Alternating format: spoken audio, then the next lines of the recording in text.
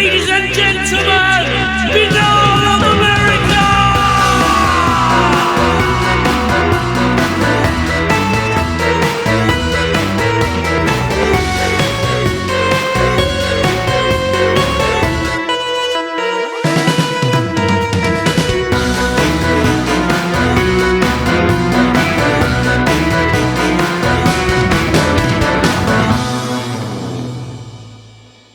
And now, ladies and gentlemen, your host, Tim Binnall. No commercials, no subscriptions, no network, no rules. And at the end of the day, my friends, no comparison. Welcome to another edition of BOA The Revival.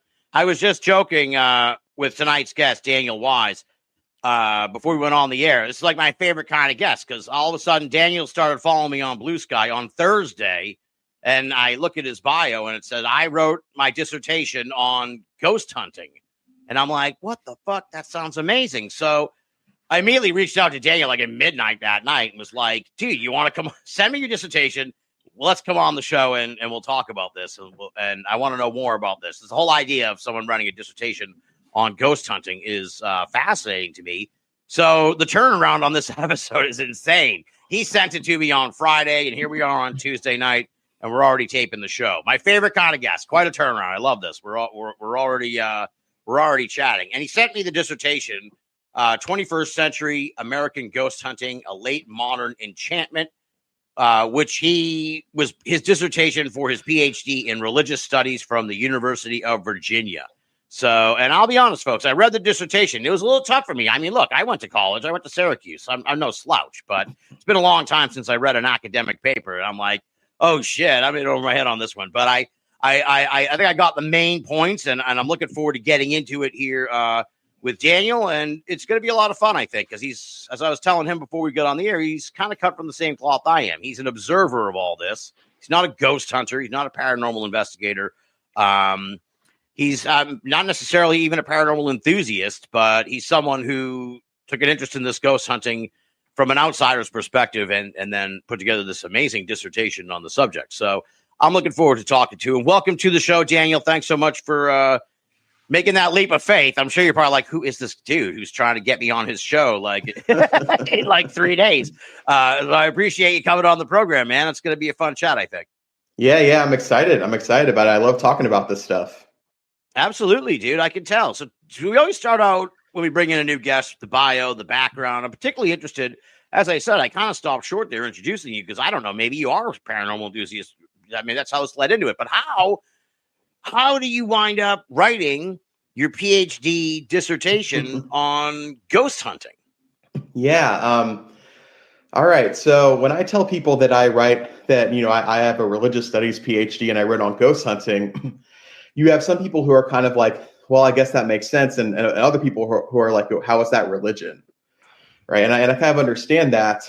And basically, among people who study American religion and the American religious landscape today, as religious affiliation has declined, starting in the 90s, the United States, there's sort of a field of secular studies, for example, that's kind of arising out of the religious studies space, like the ways in which secularism has its own values, its own thought trends, sometimes even its own rituals to an extent.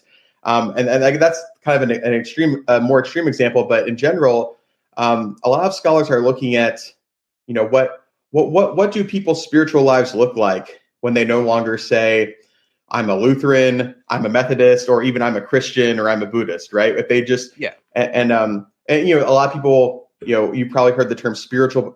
People say I'm spiritual, but not religious, right? So it was kind of in that realm that I managed to write my dissertation on this. My advisor at the university, I started, I basically started in sort of like biblical studies, early Christianity, Second Temple Judaism, basically like the Christians and Jews around the time of the Bible. That's kind of how I started. Yeah. But I kind of was getting into like beliefs in angels and demons back in that time. And then I realized the kind of stuff I wanted to dig into, you just didn't really have the sources for it because, back in that time, turn of the first century, right? Everyone who could write was pretty elite and not a bunch of texts survive. And so if I really wanted to get into sort of what regular people thought and, what kind of interesting beliefs they had. I realized there's a lot more resources to study that, now, the past 30 years. Yeah. And there's too much really, right? The internet's just full of it, you can spend like hours just listening to, I don't know if people still do this, like that people used to have these online radio shows that you could then listen back. It wasn't exactly a podcast, but they have these like websites where, it'd be like, oh, this is the, Minneapolis Paranormal show. And they'd, have guests and talk, but it was kind of like live streaming radio. Yeah. There's like hours of that stuff and everyone's written a book. Right. So, to not get off track here. So I ended up in an American religion track. Okay. And my advisor, he is really kind of I guess he really is an historian more than anything. And he researched sort of liberal religion in the 20th century. And by that could mean basically, he focused a lot on Christians who started kind of exploring theologically, like, what if we don't take the Bible literally? Do Asian religions have something to teach us? And so he kind of was in that territory. And then eventually he started teaching a class that was very popular among undergraduates called Spiritual But Not Religious, right? Okay. And it was basically the history of this sort of alternative spiritual path. It started with the transcendentalist Emerson Thoreau. It goes through, seance spiritualism, New Thought, theosophy a little bit, psychedelic experimentation, in the 60s. And then, and so I guess like that kind of maybe opened him up to alternative projects from his students. Yeah. And it kind of took me working on him a little bit, right? At first I kind of had this, ghost hunters have been fascinating to me for a long time.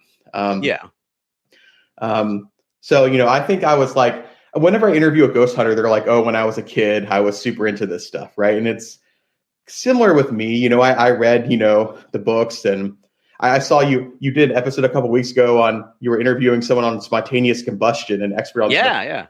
And I was like, I haven't heard about that since I was like, 8 years old in like the back of like the car reading one of these books. Right. And like so I've always been kind of interested. And I grew up in Florida.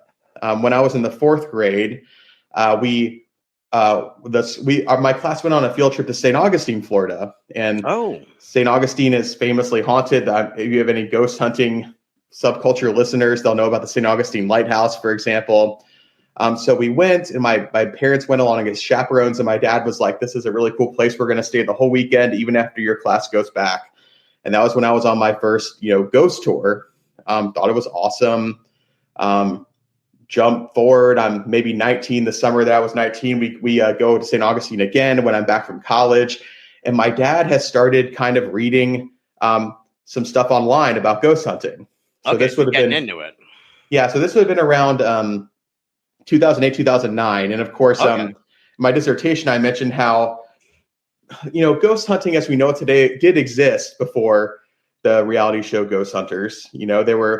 There were these like online communities. They were talking in chat rooms and talking in chat rooms and stuff. Back before Facebook and all that.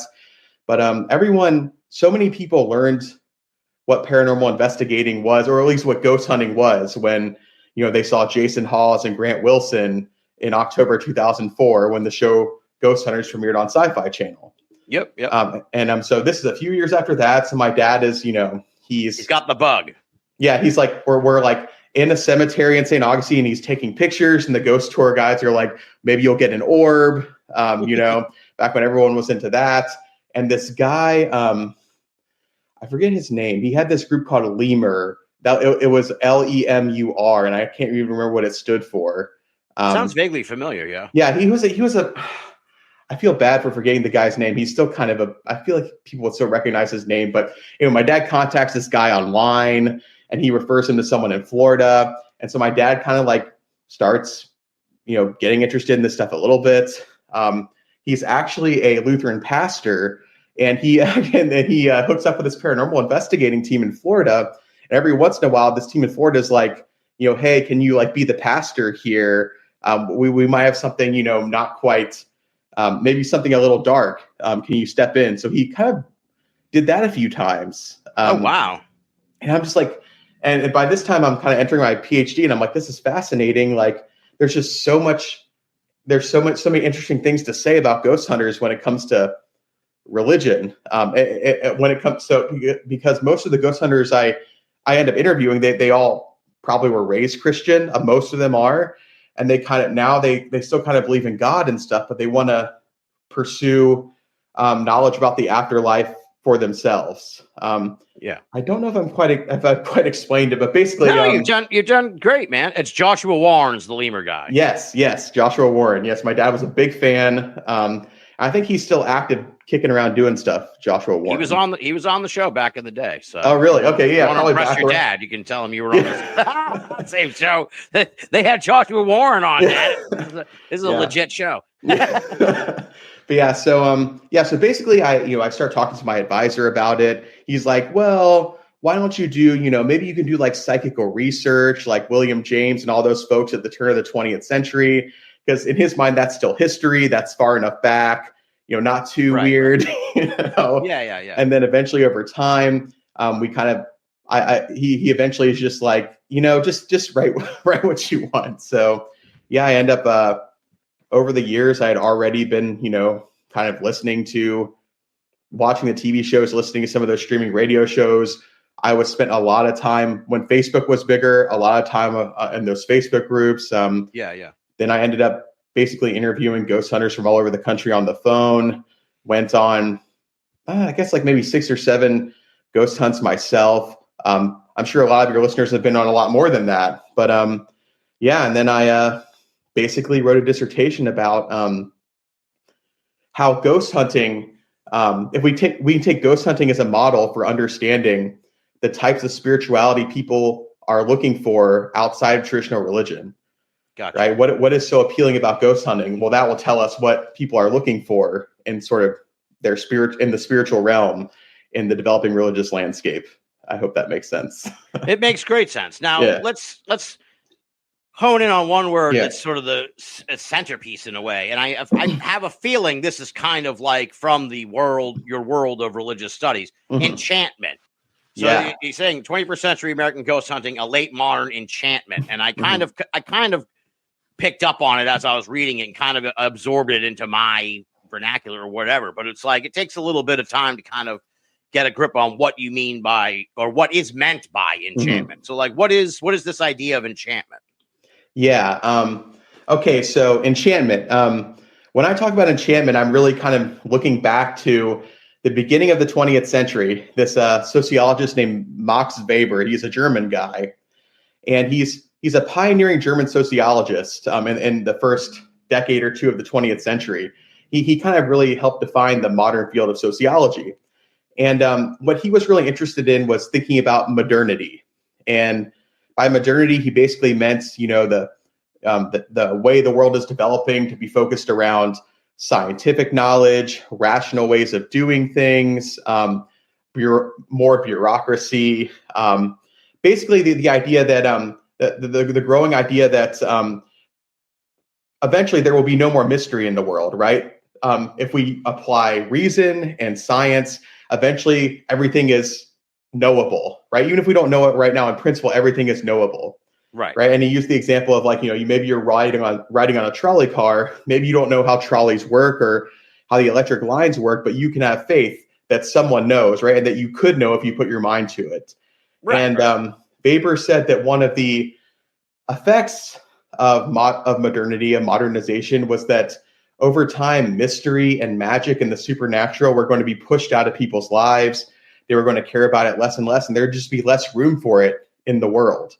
And he thought that as, science and rationality marched across the world, especially in the West, this would be pushed farther and farther. And and the English translation of the phrase he used is the disenchantment of the world. Yeah. Right. And so basically, for many years, sociologists were on board, and cultural critics, they were like, it's true, superstition is going away, magic is going away, all this stuff is going away. And people are pretty certain about it up into the 60s and 70s. Like that was the consensus. And an example I like to use is, I think it was 1966 or 1968. There was a cover on Time magazine with the big words, "Is God dead?" Yeah, yeah. Right. So this is kind of like where people are concerned about this. And the next example I like to use is that, just a few years later, The Exorcist comes out as a movie. It's a cultural phenomenon. People are lining up, in huge lines. People are freaking out, vomiting in the theater. People start demanding exorcisms. And it's this kind of like, all the scholars and cultural commentators are like, yes, religion is definitely fading. And then, Yeah. this kind of collapses. And then you have the rise of the religious right. And now we're kind of in a position where scholars aren't really taking seriously the idea that, enchantment is fading. It's just that enchantment is becoming different, right? People are kind of using science in their enchantment, right? Like ghosts are made of energy, right? You can sense that with EMF meters, right? So it's just kind of, the dissertation is kind of about how ghost hunting can show us the new modes enchantment is taking, right? Maybe it's not going to mass every Sunday. Maybe it's going to an old asylum with your equipment and a medium and looking for spirits, right? Exactly. Which is actually a very modern thing, right? People didn't go chasing after spirits before the modern era, right? You were supposed to stay away from them, but now we go chasing after them. Yeah. Well, what's interesting, I made a point on a prior program that kind of resonates in a sense with what you're saying, possibly, and that is that I was sort of opining, I forget who the guest was, but the basic idea was that, like, with the advent of the internet, now it's kind of like what you're saying, where they were thinking, well, we'll know everything. Now everybody can kind of know everything. And you could, like, you can't, if you want to be like, before, if something got in your mind, like, oh, what's Australia like? Like, you would have to go to the library and like read books and do all that. Now you can like go on YouTube and watch like 4 hours and you're pretty, you know a lot about Australia, right? So it's like, I think maybe in some part the contemporary interest in the paranormal may also be fueled by this sort of idea that, like, okay, now we have the answers to so much at our fingertips. Like, what is left that we can't figure out? And then it's like, okay, you got your great mysteries. That's like all that's left, because before you'd have to like imagine what Antarctica looked like, and now you can go online and look at it. So it's like, okay, we have. So I think maybe that might be part of sort of an overarching with the ghost hunting, with a lot of this stuff, where it's just like, look, we've run out of shit to know, except for the things we still haven't been able to figure it out. Or even like trying to like, coming up with new things that basically trying to find new mysteries. Yeah. Right. Like, and also I guess, one of the things that is important in an academic context is defining your terms. And so, like, one of the things I had to do in the dissertation is define what the paranormal is. Oh God, right? And yeah. I know, like, what is the it's impossible. I think I make the quip that it's basically as hard as defining religion, because what the heck is religion? But what is the paranormal? Right. And go ahead. I think so there's this book. I am. Yeah. There's this book. This book that came out. It has like 2 editions now by a few sociologists, and it's called Paranormal America. And I can't, Baker, and Mangan, I think, are the authors. But basically, the definition of the paranormal they pitch is that, first of all, paranormal only exists in modern times for them, right? Because in modernity, you have this idea that there's science and there's religion, right? And these are 2 spheres. And they argue that the paranormal is that which is rejected by both science and religion. Yes, right? Kind of I like, love that. Fort's, like damned facts, but they're damned by both science and religion. And kind of, Fort talked all about this, of course. This is really a very Fortian definition, right? When he talks about what those phenomena are. But yeah, and so without this, modern context of science, you don't really have the paranormal exactly. But yeah, so. Yeah. I love that definition. That's what when we kind of crosstalk there, I was about to drop that because I'm like, I love that. Yeah, rejected by science and religion. That pretty much does kind of cover, the paranormal. And up until a few years ago, really, the kind of rejected by the public in a way too. It's like only really kind of turning around getting better, let's say, in the last like 20 years. But it's really interesting. So let me see. There's tons of stuff I want to talk to you about. Let's get into the demons part, because that part that'll titillate people. They'll like that. So it was interesting. Yeah. So I'm reading the dissertation. It's very interesting. And like I said, I mean, this thing's like full of a lot. This is really rich stuff, folks. I try my best to keep up with it. It's the audience, man. It's like the dissertation is just to convince a bunch of professors that you can do it, right? It's like not, Anyway. Yeah, it's a great. I was just about to call it a book. It's like a book. It's a great book. I was like, holy shit, this is serious. This is serious stuff. So you sort of argue that like these ghost hunters, they kind of go searching for or hoping for or whatever, trying to conjure or counter demonic activity, because that's like almost like the cream of the crop of like experience, because then at that point it's like it's like this. I think it sort of, maybe, I don't know necessarily how deep you get into it, it's the adrenaline situation where it's like this is a transformative experience for them, like that they feel completely terrified. That's kind of part of the whole thing too. And it's like it is like a religious experience for them. Regardless of sort of the baggage, if you will, that comes with the term demon. It's like just a sort of like a negative experience for them is akin to a religious experience, in this idea where the ghost hunting is sort of like a religion in a sense.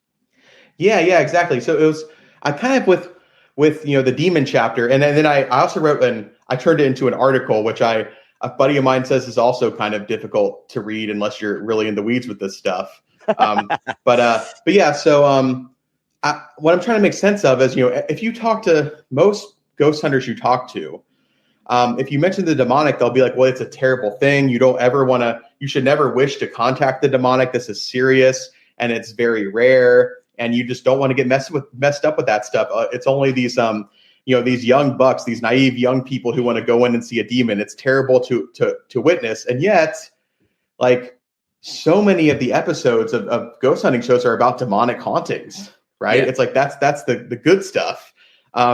There's just like so much focus on that. So it's, on the one hand, there's ghost hunters will say it's very rare and you don't want to encounter it. You better hope you don't. And on the other hand, they a lot of them really seem to want to, right? So I'm just kind of trying to make sense of that. And I basically argue that,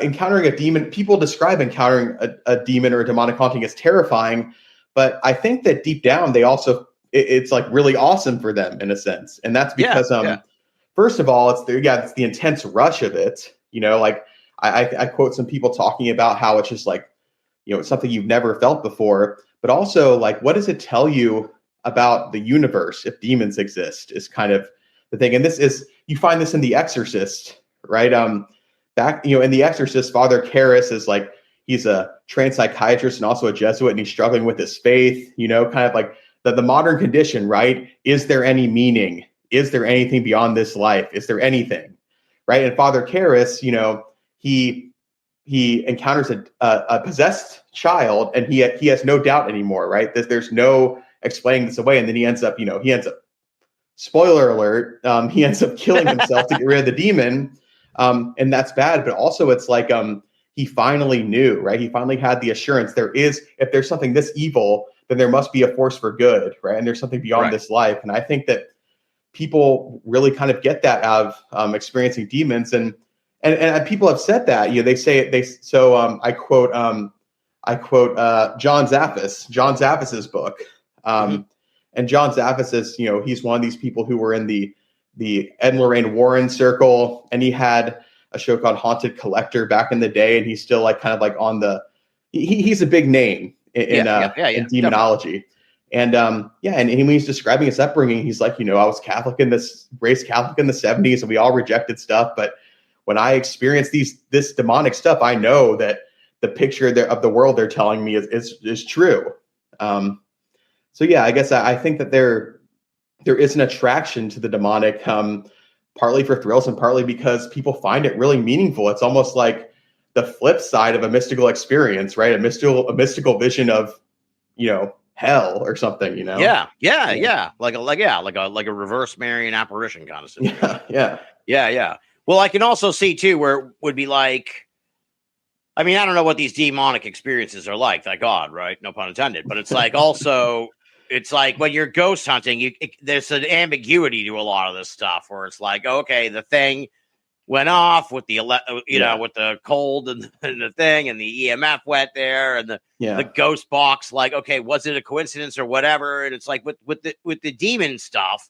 Presumably, if you're in some situation where, like, oh, I don't know what it constitutes a demonic experience, but something that is cut and dry, where you're like, okay, I was just scratched like randomly by nothing, and I have a big scratch on me. Like that is, you can kind of take that to the bank, so to speak. Where you're like, okay, I don't know necessarily if there was a ghost saying hello on my tape recorder, but I know I got scratched on the chest by something bad. Yeah, I think I think a lot of ghost hunting. So I think a lot of people who ghost hunt, I think, so I've only ever talked to one ghost hunter who was like someone who basically is investigating all the time who told me, I still don't know.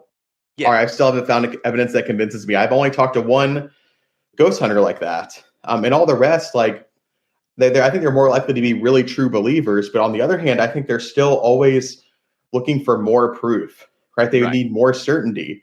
They want more, more ways to bolster their doubt. It's kind of like a revolving door of, I quote, I think it was Annette Hill, this media studies scholar in England, who talks about, ghost hunting TV shows like this. She calls it the revolving door of like belief and disbelief, right? Do I believe it? Do I not? And when you experience, a demonic with the demonic encounters, I have not had one, but if you have a demonic encounter, it's like, once again, it's still, you're a lot of the time you're testifying to what you felt, right? Sometimes the biggest evidence people report is just like the feeling of absolute horror and dread, but that's like almost like the quote unquote most real ghost or spirit you can encounter, right? Because it feels so strong to you. But yeah, right. Well, it's interesting. I jokingly made this point on the show a long time ago too, where it's like, and you can appreciate this because you've looked at these groups, where it's like, okay, if this, you apply this to like Bigfoot if you want, or UFOs, or even like some other kind of like research endeavor, but it's like we have groups of people going out like every fucking weekend across the country. Yeah. And it's like, and this is no shade on the ghost hunters, folks, but it's like, you would think that we would have some kind of result if that many people put together their efforts, you know what I'm saying? And it's like, this is, if we were trying to build a bridge and we brought all these people together, we would have the fucking bridge done by now. Yeah. It's like the sheer amount of manpower and woman power and people power that's being put into trying to hunt down ghosts in groups all across the country every fucking weekend. It's like, it's kind of bizarrely paradoxical where it's like, geez, what are we doing wrong here? Or can we just not pin it down? Yeah. So on the one hand, there is just like, is there any interest in really advancing the field? I think some people feel like they want to advance the field, but like, why is one more EVP going to convince anybody? Right. And I think it is like what I was saying, people always just want to experience the other side, right? That's the way in which it's a spirituality. They want to keep contacting the other side. They want more evidence to convince themselves, or even if they're convinced, to experience themselves, right? So it's not really about proving it necessarily for some people it is, right? For some ghost hunters, they think one day scientists will, the scientific consensus will flip. But for many, I think it comes down to just showing yourself. And that's why a lot of people start, you want to show yourself, but also, it is a deeply personal experience. Yeah. That's for sure. I just like I said, I just find it really kind of funny and weird where it's just like there's just so much effort going into this. Yeah. And it's like, we've never had a moment. We never had something where it's just like, oh, holy shit, that's it. They did it. I mean, that's the issue is like, how would you would you prove that a place is haunted? Right. And I think it's so difficult. That's why, parapsychology and psychical research has largely abandoned it, so like, back in the 1884, Society for Psychical Research is founded in London, and there's actually some really respectable people involved in this society, right? Like mainstream mainstream science kind of scoffs at them, but it's kind of hard to scoff, when like William James is involved, right? He's called the father of American psychology. He wrote a seminal text in religious studies. He wrote he's contributed to philosophy in a major way, right? This guy's brilliant, and he's trying to figure out if he's convinced whether Leonora Piper, the medium, actually has supernormal abilities, right? It's really hard to laugh him out of the room. And then, as time goes on, you get the shift to, I think, parapsychology. I think J.B. Ryan actually coined that term. Do you know if that? I wouldn't know off the top of my head. Yeah. So then he starts doing the laboratory experiments, for obvious reasons, because how are you going to prove beyond a shadow of a doubt that, something out in the field is haunted? And that's why I think, so many, the few parapsychologists that are left are always just doing, like psi experiments in the lab, because at least you can control those conditions. I think it's extremely difficult to find definitive proof of something so extraordinary out in the wild, so to speak. Yeah.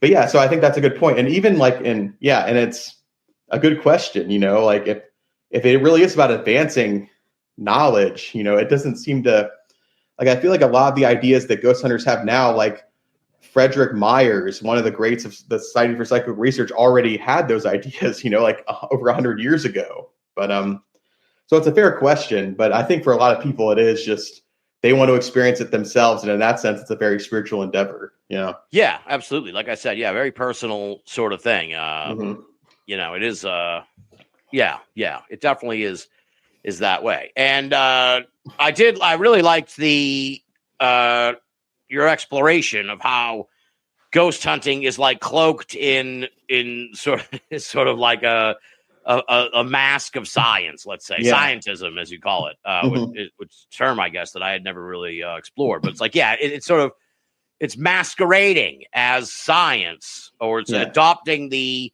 trappings of science, though not necessarily actually science itself. It's like, then again, I think you kind of make the point in the dissertation, maybe quoting from some other philosopher or whatever, that's like, science is as difficult in a sense to apply as like religion. It's like, well, what it really counts as science, is, these folks get really upset. And I get kind of annoyed when people call it pseudoscience. It's like, I don't know, dude. Like, what is science? They're trying their best. Yeah.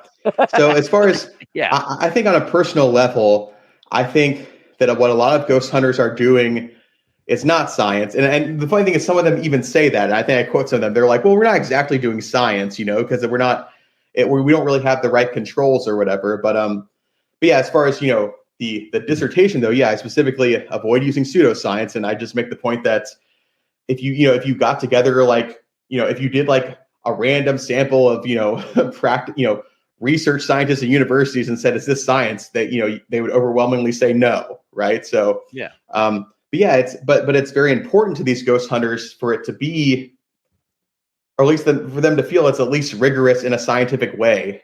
Right. Because in a sense, it's because they value science in a way. Right. Because if you didn't care what's, whether your beliefs were scientific, why bring that in? It's like they really want scientific proof of the spirit world, right? They want something more than just their personal feelings. They want something beyond that, some more solid proof. So it's really evidence that people value science a lot in this day and age.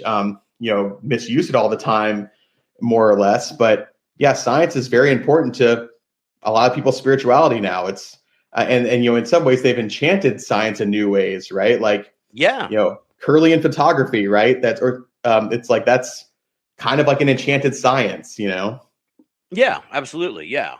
And I was amused that you mentioned in the thing that like part of this masquerade is sort of like they try to use scientific language and stuff, but like when you kind of scratch beneath the surface, it's like, hey, wait a minute. It's like everybody you mentioned it earlier, energy is like this key part of like a lot of this stuff. And you hear it all the time. Energy. In all different, it's like the catch-all. Yeah. Like this, it's just it's just like the emperor has no clothes. At this point, what is energy? When people, what is energy? Yeah. Like all throughout, paranormal and just like alternative religious, discourse. What is energy exactly? Like, is it like analogous to electricity, but also like you can be giving off bad energy, but like there's a sense in which people think that like your emotions that you're giving that are giving off are somehow related to electricity. You know, yeah, it's very it's crazy. Interesting.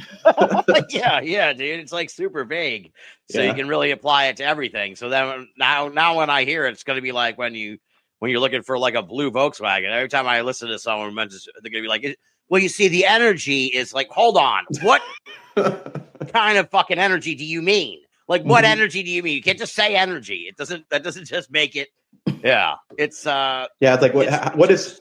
Yeah, it seems like the only thing energy really does that like spirit doesn't. I mean, I guess, you know, often we think of spirit as like an individual person's spirit, you know, in kind of like a Christian framework that we've all inherited more or less in the United States. But, you know, go back far enough and spirit becomes kind of like a substance, you know. So really, it's like, what's the difference between that and energy and the way people use it, you know? But it sounds sciencey. Yeah, exactly. Yeah, it sounds sciencey, and it's like it makes them.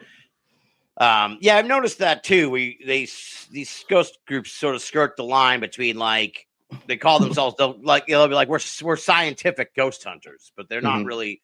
But the problem too is, and in their defense, where it's like I mean, maybe there were attempts back in the day, like you were talking about, way back in the day, but like these ghost groups, they don't necessarily know how to there's no like template for what a scientific experiment in a haunted house should look like, you know? So, and as you point out in the dissertation, which I thought was very interesting, is there's no hierarchy in this thing. It's like, there's just groups and there's maybe like major influencers who sort of, their stuff like floats down, like the ghost hunter people, you know, the TAPS folks or whatever, because they kind of spearheaded the boom. But it's like, there's no organizing force that's like, hey, you know, you're not doing the ghost hunt, the haunted house experiment the way it's supposed to be done or whatever. Because there is no haunted house experiment that I'm aware of. Like there's no.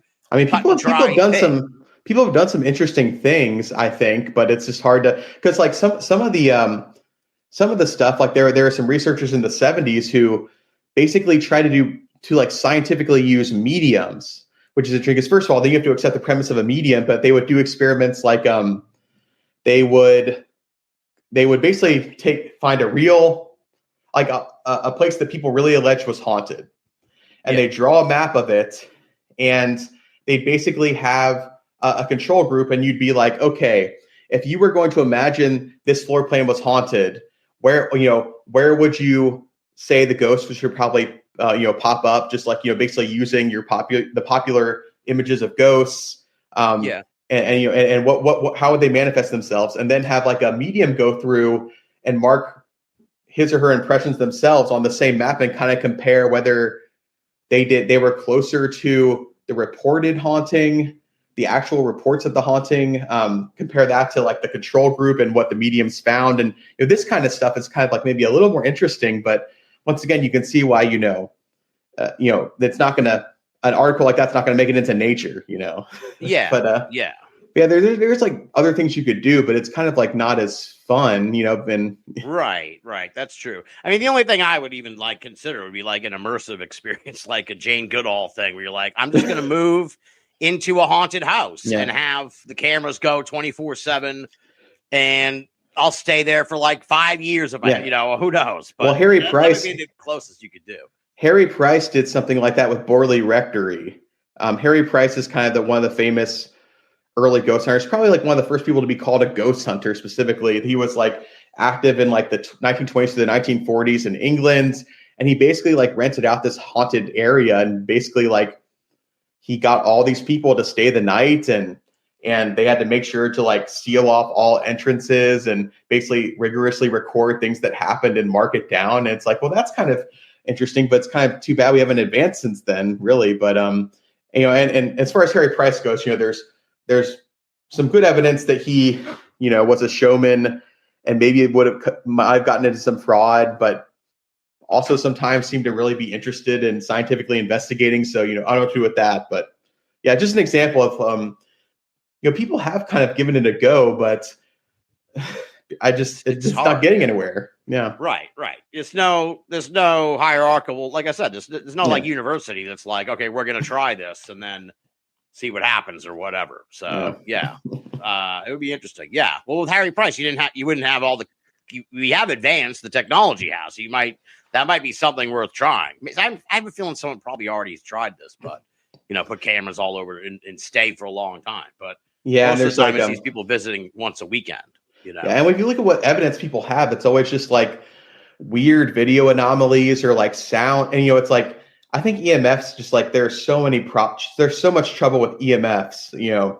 Or EMF. I should say EMFs. It's just like colloquial because it's technically oh no, sorry. With EVP. So with EVP, I think there's like so many issues with EVP, with people misunderstanding how these recorders work. But when you think about the evidence people gather, it's always just like weird sounds, like kind of nebulous sounds on a recorder, or like weird video anomalies. But it's like it'd be really cool if someone was filming and there's like, oh crap, there's like a Victorian see-through lady, and her.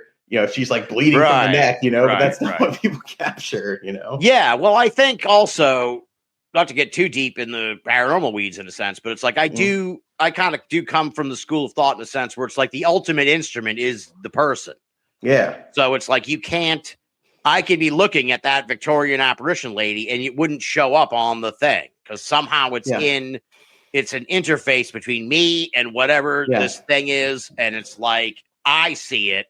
But the camera can't even pick it up. But then how do you then what do you do with that, right? I think it's. I mean, can't. Yeah, I don't know. I'm pretty convinced. I think that perfectly healthy people hallucinate. I think it's possible for someone who's otherwise healthy to hallucinate, right? And it's like, oh, absolutely. How do you know if it's real or not? And that's another thing too. I try to emphasize in the dissertation is like paranormal experiences are extremely normal, and a lot of people who have them don't even know what to make of them, right? They're not ready to commit to say it's a ghost, but they're like, it's stuck with me and I can't explain it, Just There's a lot of very people normal, and you don't have to be crazy to believe in ghosts or anything like that, right? It's not like you're not off your rocker, and it's kind of very normal for humans to, have these experiences and kind of have these ideas. Yeah, I mean, it goes all the way back to like the Bible and stuff. So it's like clearly, I think something that's been around that long has to be something. Like, if that makes any sense. Now you see why Daniel wrote the dissertation and I'm just hosting a podcast, because something that's been around that long has to be something. So I struggle with that. I struggle because like the evidence that I've seen, ghost hunters produce, that's not as compelling to me. It's just like, so many accounts of just like rational, reasonable people who were not looking to encounter anything, who report these strange things and things that like barely make sense. Like, like some of the apparitions you hear reported, like it just doesn't fit folklore. It's just weird. Right. And it's like, I balance that with like how humans are hardwired to misperceive, right? Just we're hardwired to attribute agency to things that don't have agency. We're hardwired to see patterns where there are none, these things have helped us survive, but it's like, and also just like the research on the reliability of memory and eyewitness accounts, it's just like I don't have a lot of faith in those things, and yet I live by them every day in a sense. So it's just like the constant just like weighing it. That's not really what my research is on, but of course I'm going to consider these things as I go through it. But yeah, just like the constant weighing of like, what do you make of this experience? It really gets philosophical really fast. Yeah, absolutely. Yeah, absolutely. I think, you explore a lot. I mean, the whole thing, 21st century American ghost hunting, a big chunk of it plays off of the boom that happened in 2004, as you mentioned, that your dad got caught up in. That's a great detail. That was a surprise.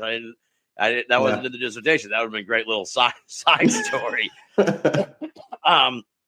A case study. You could have had that in there. But it never ceases to amaze me, because I never got into the ghost hunters when the boom started. And it was 2004, and Binnall of America started in 2005. So right about when they both kind of came along. But it never ceases to amaze me how many shows there are now. It's really... the landscape has changed quite a bit. Oh, I want to point out one thing, actually.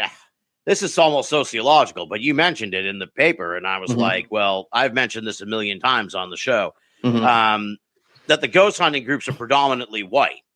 And I thought that was really interesting because I've made a point on the show over the years that it's like this Mhm. whole, a lot of the paranormal was predominantly white. And it's like, it's kind of like a hobby of privilege, if you will.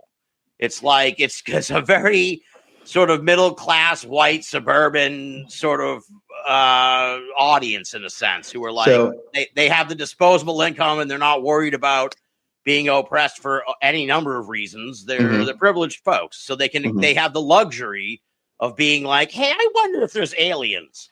Like other people, like, dude, I'm trying to feed my family. I don't care if there's aliens or not. So it's like, I was interested that you picked up on that demographic aspect of ghost hunting that I've noticed over the years for paranormal.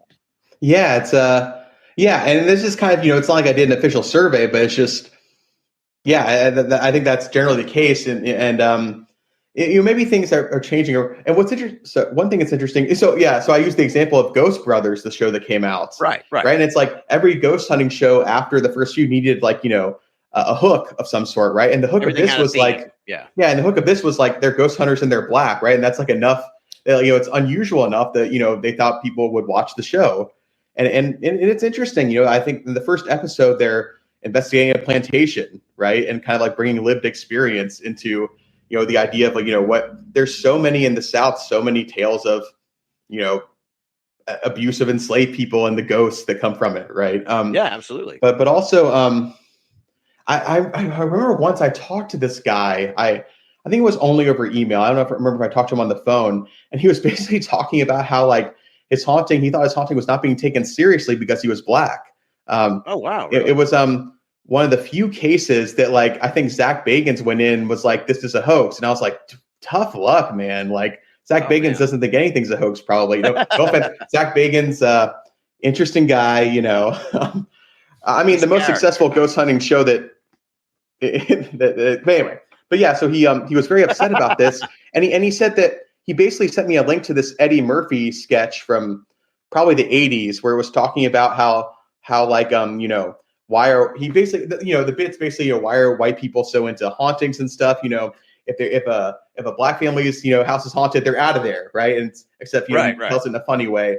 And he sent me this this video because he's like, this is everyone's attitude. They think that I couldn't possibly have stayed and investigated a haunting because I'm black. It was really interesting. Interesting. Yeah, and but yeah, there are I think it's changing. It's getting better now. Yeah. It's definitely the case too. It's not like that. It's not that predominantly men. You're seeing a lot more women in the ghost hunting is really has a lot of female participants, more than UFOs and Bigfoot these days. So that's a good thing. Yeah, and different aspects of the paranormal kind of when it comes to the actual investigating have like kind of different demographics. That book Paranormal America I mentioned also kind of tries to break that down a little bit, but yeah. Are these shows now, to get back onto where I was going with all these shows? First of all, I'm like, who watches these shows? And it's like, I guess other ghost hunters, right? Because like I don't, well, I guess people who like it and aren't going to go ghost hunting. But you mentioned that like it kind of inspires people to go out and do it. Yeah, I mean the people I talk about, the ghost hunters, are really the most hardcore, right? Because there's a whole subculture of people interested in ghost hunters and ghost hunting. They just don't actually go out and do it, right? They have, kind of like you said, they can't get the free time, or they don't want to commit to it, but they watch the shows for entertainment. They watch the shows like kind of half believing, half disbelieving, right? Just for fun. But I think these shows have deeply shaped how we think about ghosts in our culture, how we think about hauntings. But yeah, so yeah. And if you go to like a paranormal convention that focuses speakers from the ghost hunting TV shows, I think that, not even near all the people who show up are active ghost hunters, right? Oh, the fans. Yeah. Well, that's the ghost world is. I'm still sort of like exploring the ghost world less so than I'm like neck deep in Bigfoot and UFOs after all these years, but ghosts I'm only like up to my knees. But it's like I do find that community very interesting because you'll see these event like promotional things like on Facebook or whatever, and it's like it's like Johnny Ringo from fucking Ghost Time Radio, and like this guy, and like all these like, and they're like big stars, and it's like I've never heard of these people. And then like I've gone to some where they're like selling signed pictures of themselves and shit, and I'm like, who even is this guy? Okay, yeah. Like, so they don't do that. Okay, crazy. so that's it's interesting because it basically sometimes there are like horror / paranormal cons for the ghost hunting people, and a big money maker is you pay for the picture and the sign, and maybe you pay for a selfie. And what's funny, this also happens at like other fan conventions. Like you go to like an anime convention, the person who voices Misty from the Pokemon anime.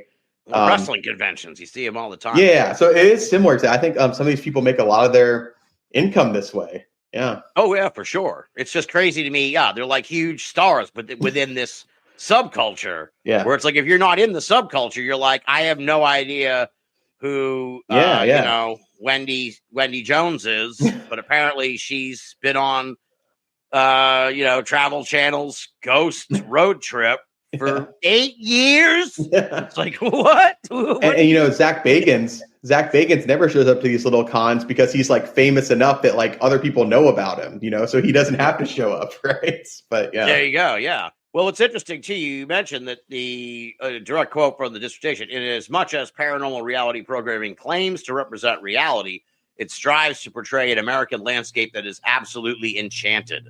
Mm-hmm. Really like the way you wrote that, where it's like, it kind of is like it did, to turn a phrase, it did kind of cast a spell in a way onto the public, where it was like, hey, there's all these haunted places all over America. And I don't think people really considered that until this boom happened.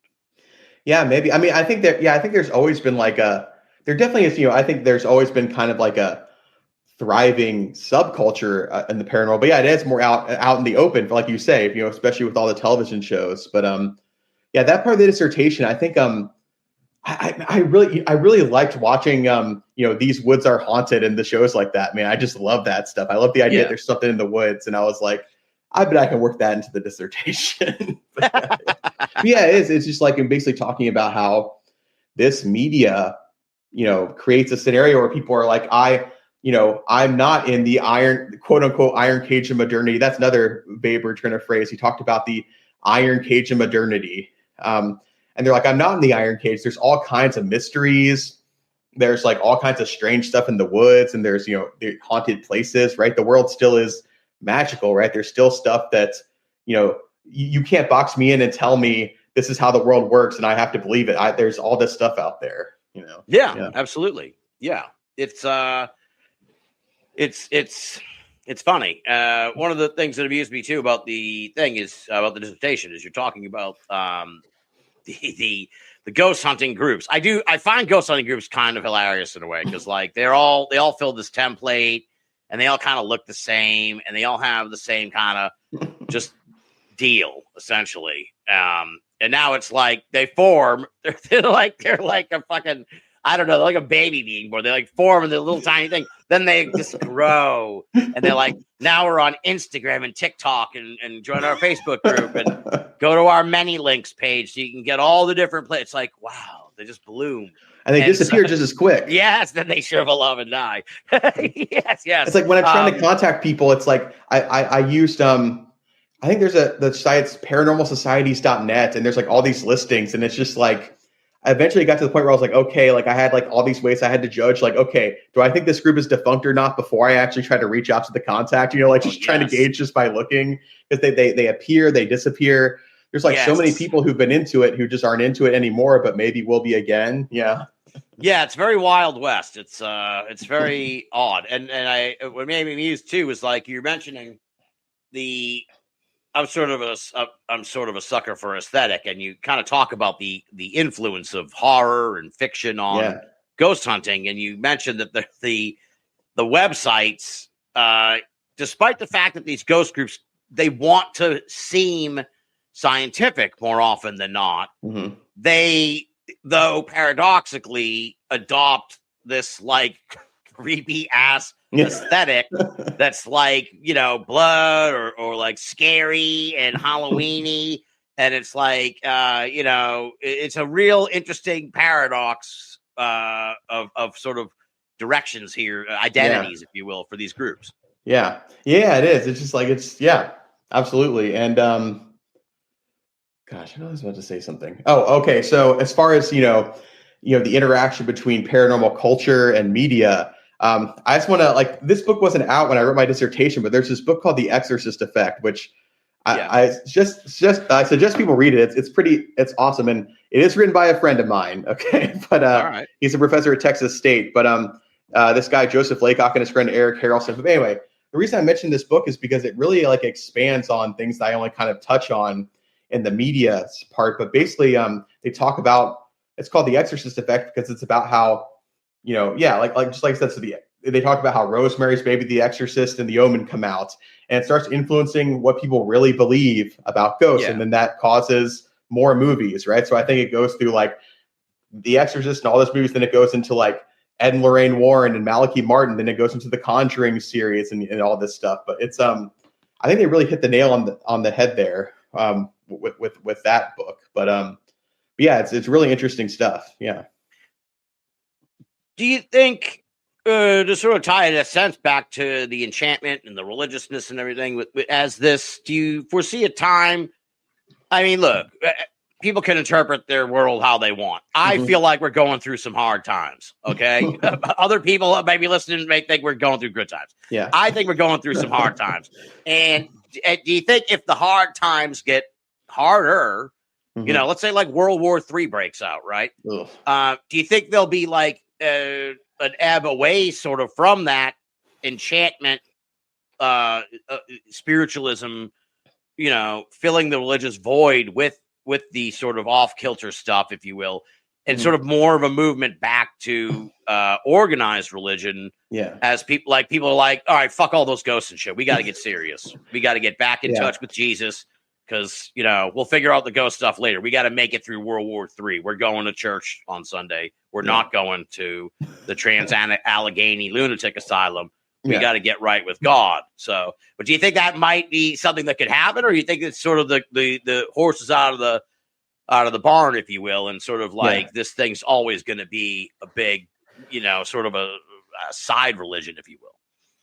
Yeah. So a couple of things here. First, sometimes the traditional religious world and the paranormal world are not completely distinct, and I'm sure you know this, right? There's sometimes there's people sitting in church who will swear they've seen ghosts, right? Oh yeah, or and that kind of thing.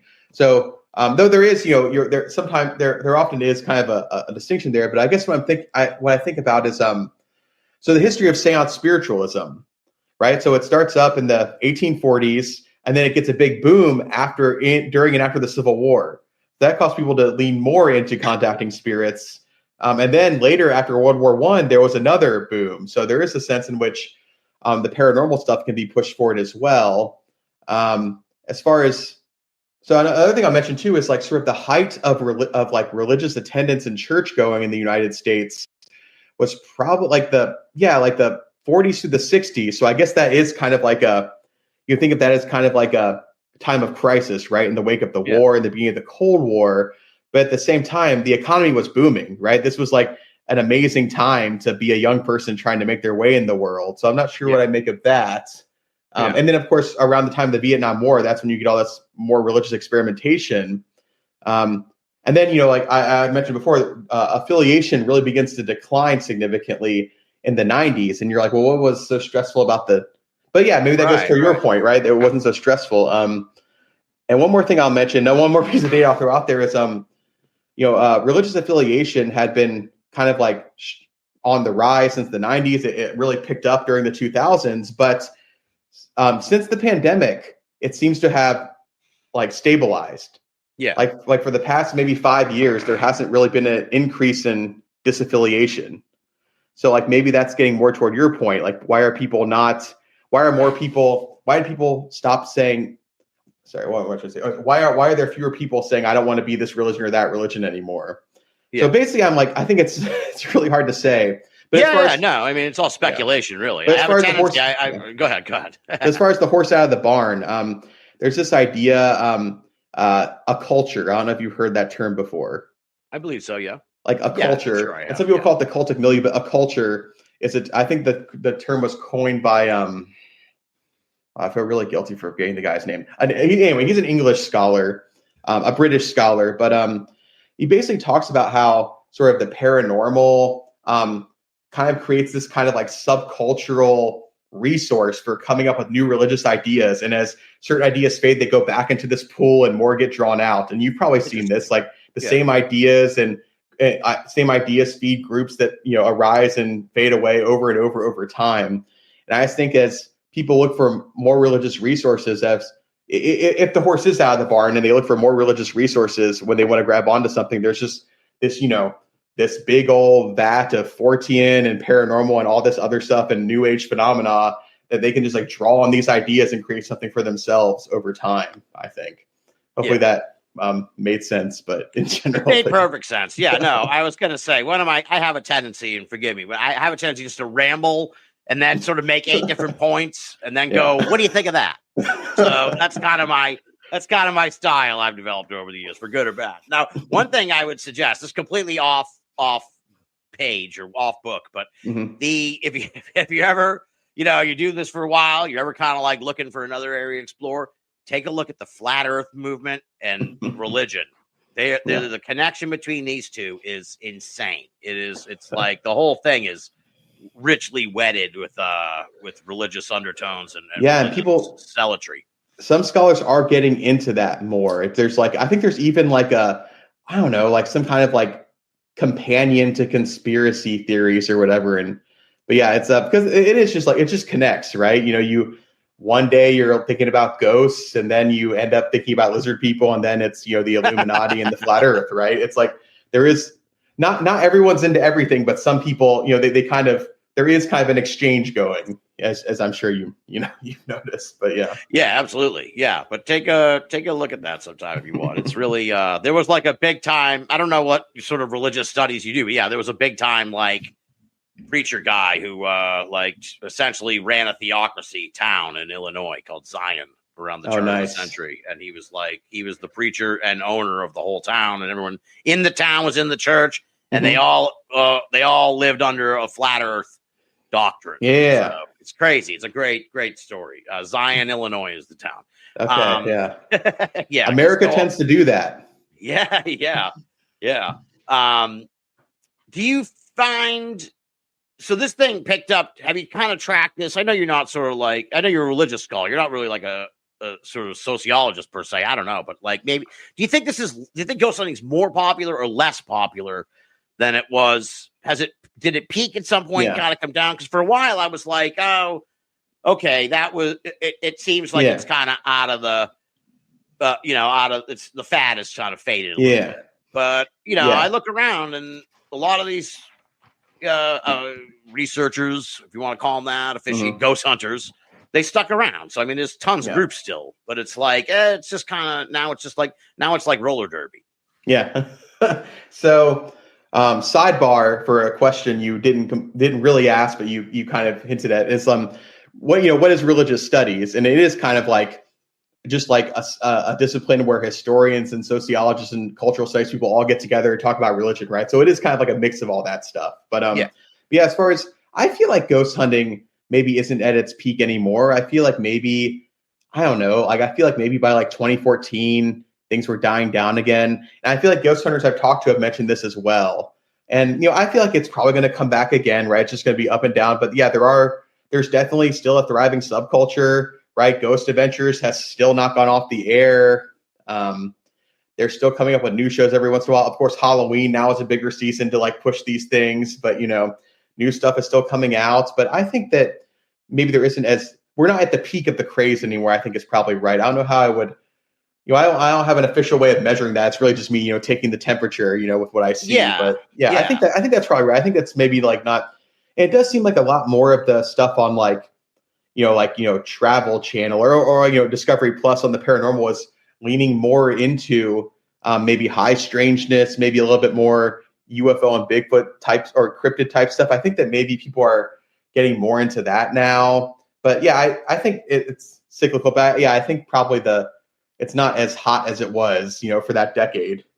Yeah, well, part of it too, I think, is like a lot of these places have been wrung out. Like, how many times can a ghost hunting group visit it?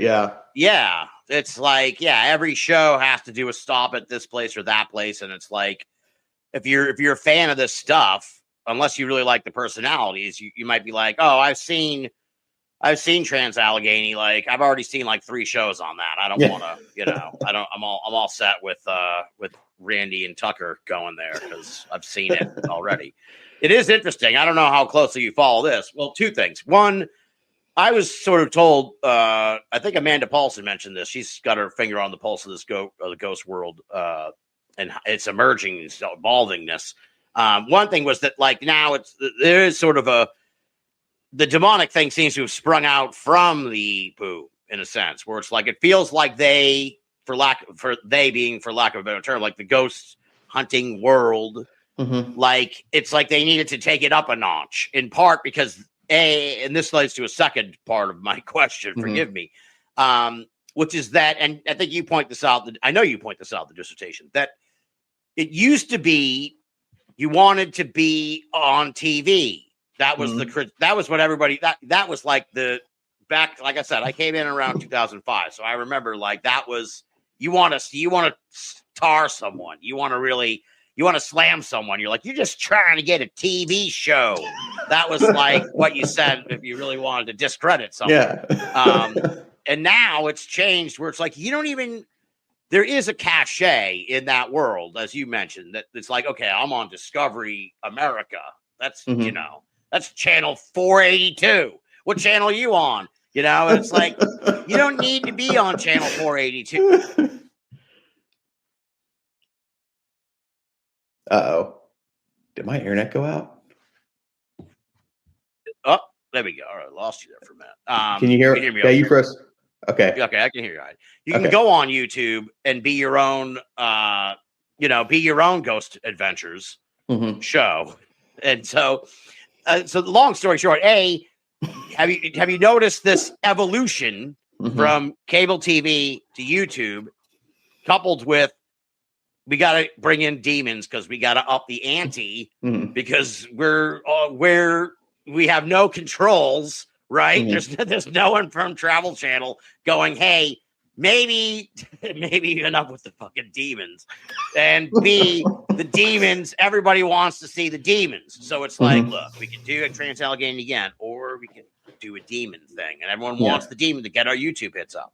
So again, a lot there, but I think you understand all the points I was trying to make with that rant. Okay, so first, I think I'm going to have to disagree that the demons came later as a result of, like, kind of keep the ghost hunting train going. I think it was, the interest in the demonic was there pretty early. Okay. And I'm going to say, so when you think about sort of the most, some of the most influential investigators for, ghost hunting in the 2000s, before the TV shows, you have Hans Holzer, who he wasn't really, he had so many books, man, so many books, but I don't think he was really that into demons.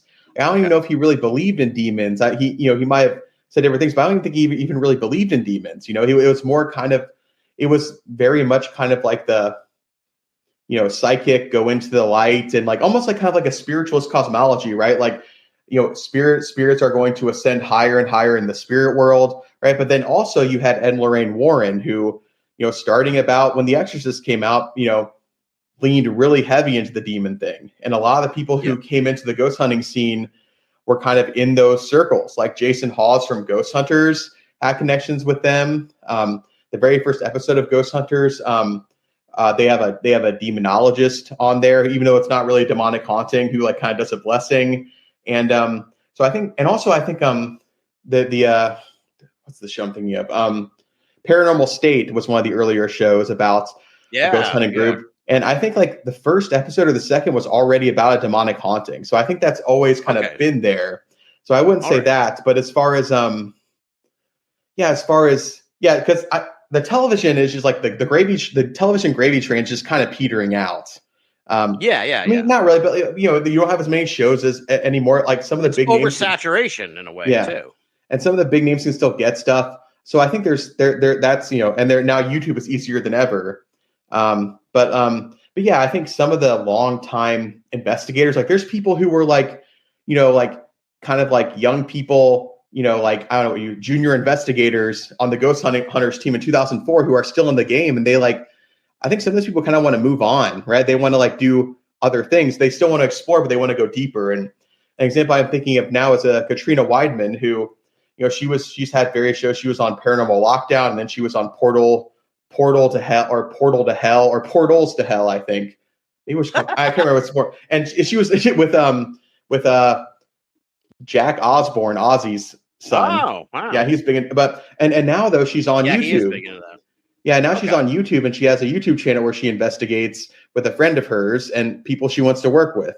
And I don't think I don't know if she makes as much money on YouTube or not, but she's moved on to that.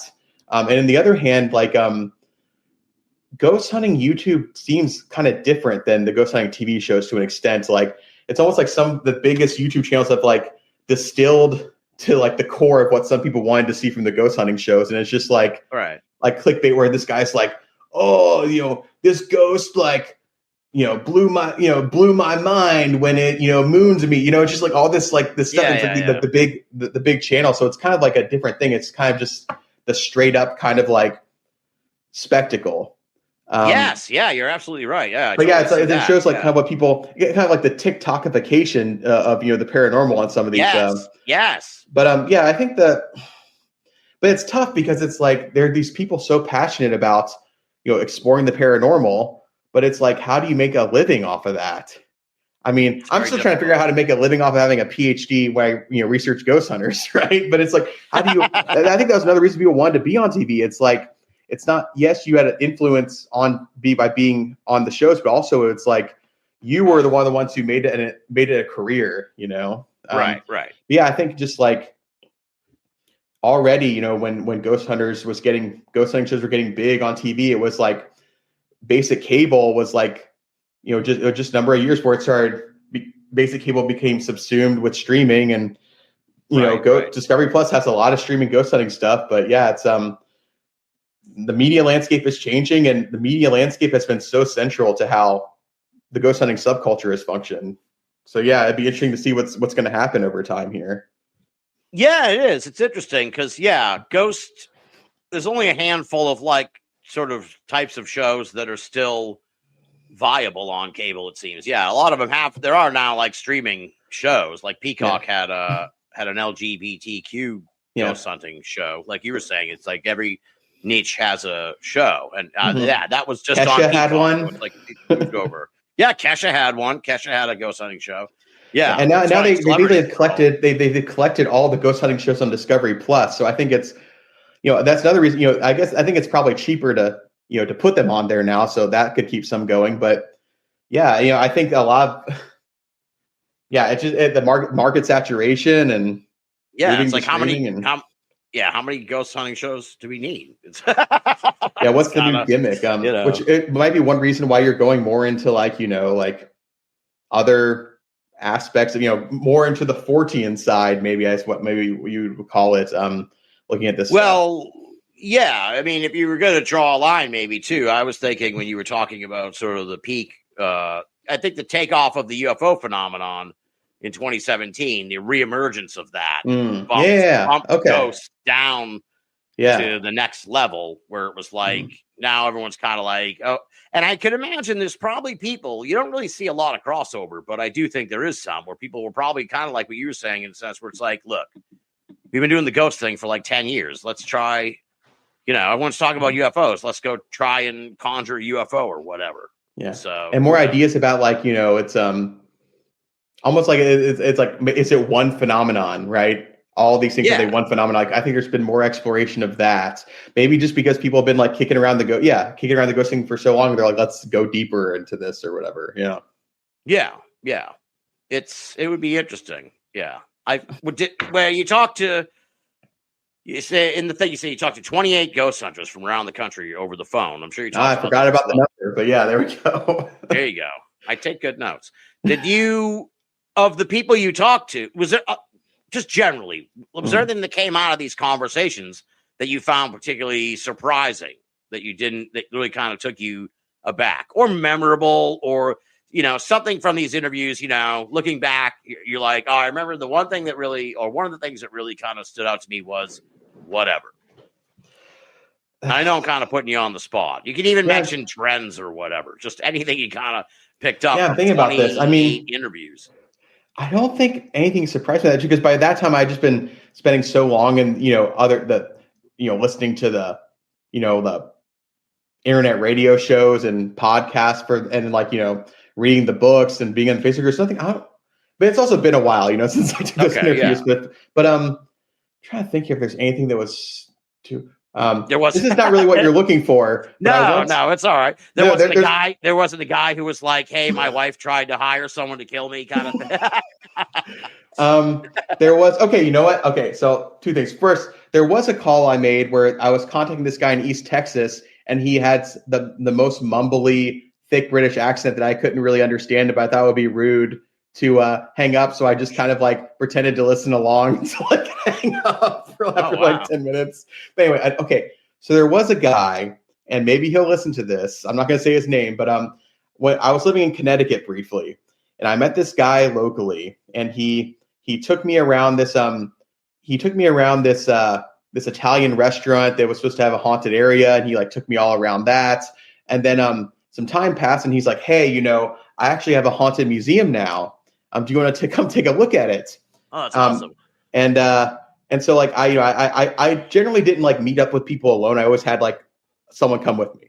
So always basically, a wise move in the paranormal. Yeah. So basically, there's this case where I basically have people studying completely normie things in their PhDs, right? I'm studying, St. Augustine, but I'm like, hey, you want to come with me to this ghost thing? But in Connecticut, there was this guy at Yale Divinity School who was he had done some research on weird things. And I didn't know him that well, but we had talked a couple times. I was like, hey, you want to come with me? And he's like, sure. So we go, we meet this guy who I've only met a couple times, and he it's night, and he takes me into this this historic downtown, and we go into this coffee shop. He waves to the guy in the coffee shop. He takes me into the back, through the coffee shop, and we're just going around this this building must be the size of a city block, and it's almost like a maze. There's junk laying everywhere. I don't know, people must be renting here. It's just going around and around. I wouldn't have been able to get out if I wanted to. We're going upstairs and stuff, and finally we get to this small room. It's a brick room, and the walls are painted black, and he's got a bunch of I think dolls he probably bought on eBay and said they were supposed to be haunted. Dolls. Yeah. And when this is happening, Jesus. I'm I feel so bad for this guy that I brought. He's this guy thinks that, I'm like, hey, come meet this ghost hunter. And he's and now he's thinking Daniel's going to get me, I'm going to be murdered with this dude. Yeah. But Jesus. No, he didn't murder us. And then we looked at his dolls and stuff. And then we went to a diner, and it was all fine. Nice. Does he still have his doll room? I have no idea. I haven't talked to him in a while. I think he messaged me a while. He's quoted in the dissertation as well. Oh, nice. But interesting guy. He's one of the people who's really into horror and also the paranormal. But yeah. So if he's I don't know if he's listening, reach out. I'll go visit the doll room. I'm in Boston. I don't know if he's still renting that space. But yeah, I wonder what he's up to. But yeah. Oh yeah, you're up there. Very interesting. Yeah. New England. Yeah. And also, you mentioned in the dissertation you did 7 ghost hunts with 6 different paranormal investigation groups. So you were you kind of knee deep in this, in a sense? You just immersed yourself in it, right? And did you take anything out of it? Was there anything particularly compelling when you left where you were like, okay, there was something interesting happened? People always ask me this, and yeah, I kind of figured. I didn't see anything. I feel like I was around people who were experiencing things they thought were maybe a little crazy, but I didn't personally find anything. I got creeped out sometimes, but it was just because it seemed creepy. I don't know. There was this the one time I was at this old this late 19th century jail in Council Bluffs, Iowa. And it was this weird design where the jail would rotate to the door. Anyway, but I was there, and at one point this guy was okay, each of us are going to sit in one of the cells alone and just listen.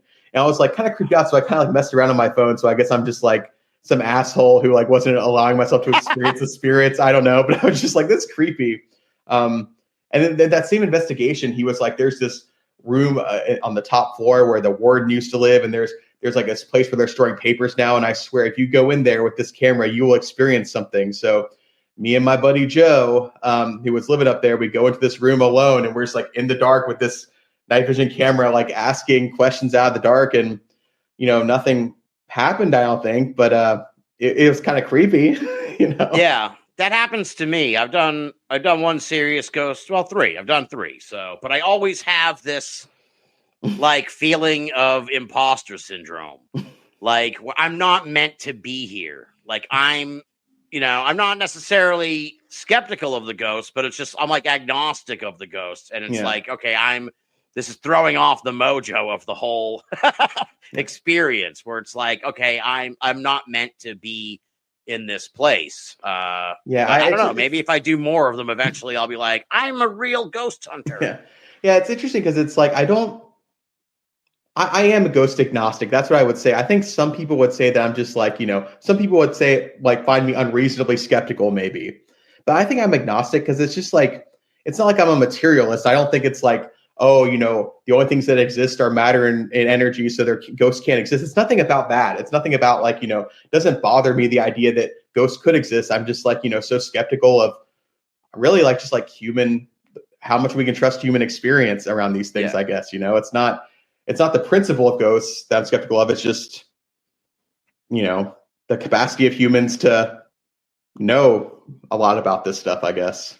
Yeah. And now correct me if I'm wrong, and I may be, but it's certainly not something that's noticeable. I want to give you credit in a sense because you're like me in a way. You maintain this outsider perspective. And some folks, they study these subcultures and they become subsumed within the subculture. And next thing you know, they're appearing at conventions and teaching online courses and doing all sorts of things where it's like, wait a minute, are you an academic studying the subculture, or are you now a celebrity in the subculture? I'm confused. So I want to give you credit because so far there's no Daniel Wise ghost tour going on. You're not running your own paranormal group that I'm aware of. You're not appearing on Ghosts on Destination America as a talking head. You're sort of just aside from appearing on crazy ass programs like this on rare occasions, you're not like making a go of it as a paranormal personality, which I really respect and appreciate. Yeah, I haven't so far. I mean, yeah, it'd be interesting. It is kind of interesting because I would like to, spend more time on these topics, and it's like weird how do you balance that, right? It's like the only thing I have unique to offer is kind of this the more academic approach, but it would be interesting to do things that people care. Maybe people interested in the paranormal care about, I guess. But it's I'm definitely not. Yeah, I guess I'm definitely not in the subculture exactly. It's like a weird liminal space. Yeah. It's a good place to be. That's where I'm at, so it's good. I like it. Now you also we're headed toward the end here. You're working on a book. Yeah. About the fascination with Halloween. I'm writing, and I basically like kind of finished maybe half of it. I don't know. I've done a lot of work on the first half. That's once again kind of about like people seeking. I don't use the word enchantment very much because I kind of got burned out on it, but it's about that still, where it's just like people seeking the uncanny, right? It's not just people. Why do people like immersing themselves in the spooky and the uncanny, right? What are Americans looking for when they do that? So there's kind of like a section on that. I think there's going to be a section on basically nostalgia, which I think is central to Halloween. And I also I've already started writing a part about like a Samhain, right? Basically how we know very little about the Celtic feast of Samhain. We know almost nothing about it. There's like almost no certain knowledge of it. But the idea that our Halloween is based on Samhain is so important to so many Americans. And like, why is that? What are they getting out of this idea that Halloween can really be traced back to some ancient pagan holiday? But I have a goal of finishing the manuscript by Halloween, and then just nice. Let's then seeing what happens there with publishing or whatever. So yeah. Nice. Do you already have a publisher and all that, or are you? I do not. I think as a first time, book writer, I'll probably pretty much complete the manuscript, and then I'll have to think about, the academic route. I have friends who can help me with that. But I'm really aiming the book I want this to be a book that like kind of like a educated, outsider can understand, right? I don't want it to be like the dissertation. I want people to be able to read it and find it interesting who are not, deep into these like specific religious studies conversations. Right. Yeah. So I have like friends of mine who I'm like sending it to be like, does this make sense? So yeah.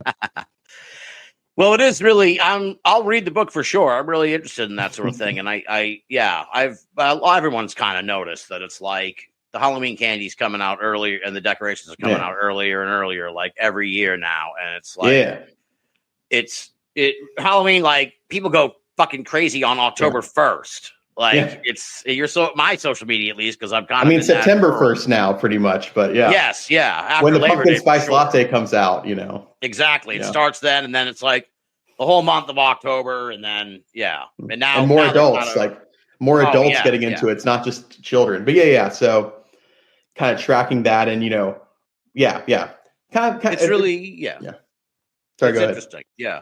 No. It's cool. It's a phenomenon. It's really quite something, and I don't know how much you get into how like Christmas used to be the Halloween before that. Like all the ghost stories and stuff were Christmas. That was like a time for that. Yeah, I don't get that much into that, but that's absolutely true. There's all these if you ever get into anyone who gets into Victorian ghost stories, right? It's all about Christmas. I think the Warrens, one of the Warrens' first books, Ed and Lorraine Warren, I think maybe the book The Demonologist, when they mention times when spirits are more active, I don't think they actually mention Halloween, but they do mention Christmas. So it's just kind of interesting.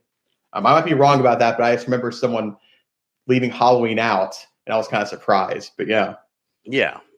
Well, it's interesting. It's really, oddly enough, as despite my just long career in this world, I actually really am not a Halloween fan. I actually kind of hate it. So it's because I write paranormal news for a living every day. So it's to me, it's like it just gums up the works. That reminds me of Buffy the Vampire Slayer. I don't know if you ever watched that, but there's a premise that like actually the demons and vampires don't go out on Halloween. They hate it. They stay home. It's like one of the premises of the show. Yeah. Now, before I let you go, what is like you got your PhD? Oh, so how did this?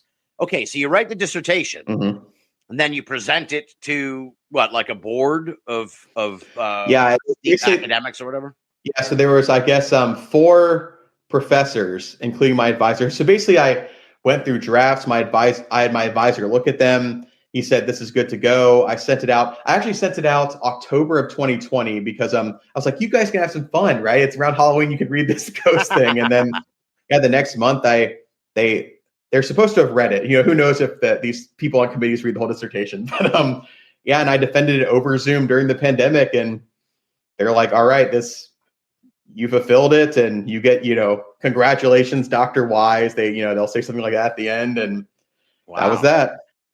So because I was thinking of this as I was like reading it, because you always hear this term, like you got to defend the work. So what is that? What especially because having read the dissertation, I'm just like, okay, how did that unfold? What is that like? Are they like, here you say this, but couldn't it be that?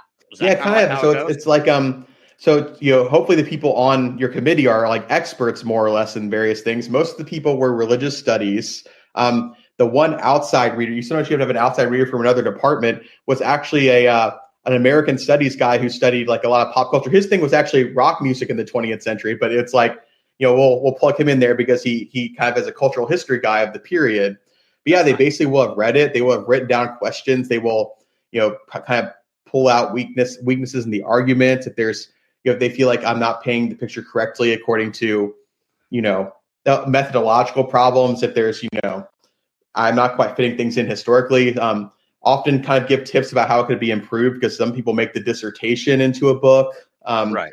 But generally with how it worked in my department, like once the advisor signs off on it, there's a sense in which like, this is not always the case for a lot of PhDs in the humanities, but really it was kind of like, once my advisor said this was good to go to committee, I was pretty confident that it would pass at that point. And and they also can have you do revisions, like moderate revisions before you turn it in, after the defense. But yeah, so it's really just like almost like defending your work to the people who represent the guild, right? And then if you defend it successfully, then you enter the guild or whatever. Yeah. All right. Very cool. Well, if folks want to check out your stuff, they can go to danielwise.com. It's pretty DanielSwise.com. Oh, well, there is an S in there. I didn't see that. Excuse me. DanielSwise.com. And there's some articles in there. We didn't even get a chance to get into them, but when you come back, if you come back, I mean, for the Halloween, we'll do a Halloween thing when the Halloween comes out. And if people don't want to dig into academic stuff, there's a link to the stuff I wrote for Religion Dispatches, and that's like a lot of stuff that's just like, for a general audience, very short stuff. So there's probably 5 or 6 things I wrote a couple of years ago. So yeah, interesting stuff that we didn't get a chance to get into. So when we get Daniel back on the show in the future, we'll dig into that stuff. I didn't even want to get into this. I was looking at the Stormy Daniel articles. I didn't have time to look at it. And I'm like, don't even go there. Don't go there, Binnall. Don't go there. So, Daniel, I can't thank you enough. I've had a really fun conversation. Like I said, I was like, let's just fuck it. This guy's got a dissertation on ghost hunting. I want to hear everything about it. And I've really had a blast. I've really enjoyed the conversation. Your research is tremendous. It's really fantastic. You should consider turning that into a book someday, or I don't know. Are you allowed to just post it online? Is that something you could do, or is it So it is online. It's on my website. You can just look at the PDF. But yeah, it's publicly. You would find it on. You can find it on the University of Virginia website anyway. But yeah, I linked to it on my website. But yeah, you can just read it. It's publicly out there anyway somewhere else. But it's fantastic. Yeah, and I love being here. This was really fun. I'll if you'll have me back, I'll be back in the future. And absolutely, man. I had a blast. Thank you so much.